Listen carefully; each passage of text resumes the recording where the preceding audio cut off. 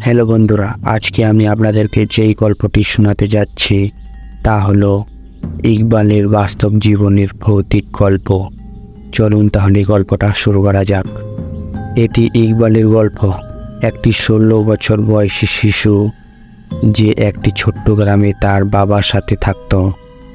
ইকবালের বাবা অসুস্থ থাকায় ইকবালকে কাজ করে সংসার চালাতে হয়। একদিন হঠাৎ করেই বাবার শারীরিক অবস্থায় অবনতি হয় এবং তিনি মারা যান। ইকবালকে সাহায্য করার মতো কেউ ছিল না, তাই ইকবাল নিজেই বাবাকে কবরস্থানে নিয়ে গেল। তিনি একাই সব কিছু করতেন।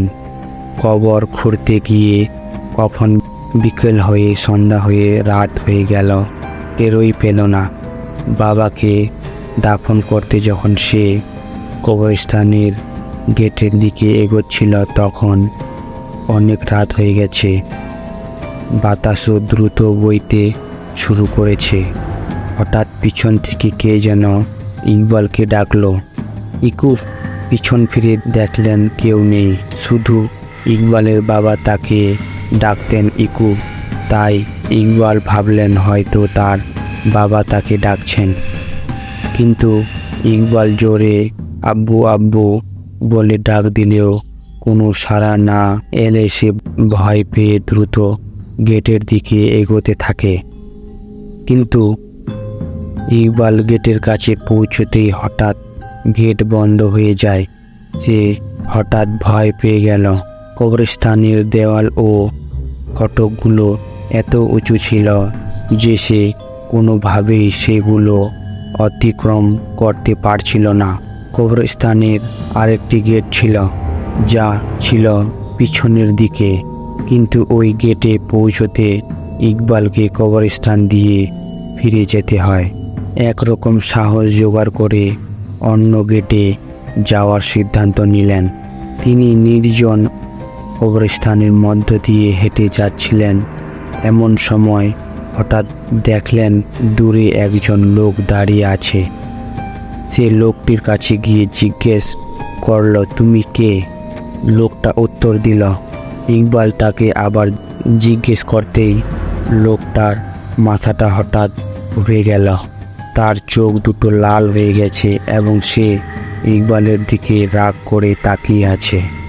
এটা দেখে ইকবাল জোরে চিৎকার করে দৌড়তে থাকে।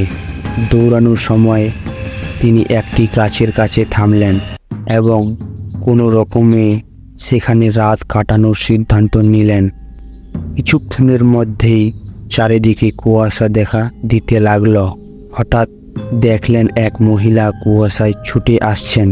একটি শিশুও সেই মহিলার পিছনে ছুটছিল এবং অন্য মহিলা সেই শিশুটির পিছনে দৌড়াচ্ছিল। কিন্তু ওই নারী দৌড়ে যাওয়ার সময় হঠাৎ থেমে যান এবং ইকবালের দিকে আসতে থাকেন। কুয়াশা কেটে যেতেই ইকবাল মহিলার মুখ স্পষ্ট দেখতে শুরু করেন।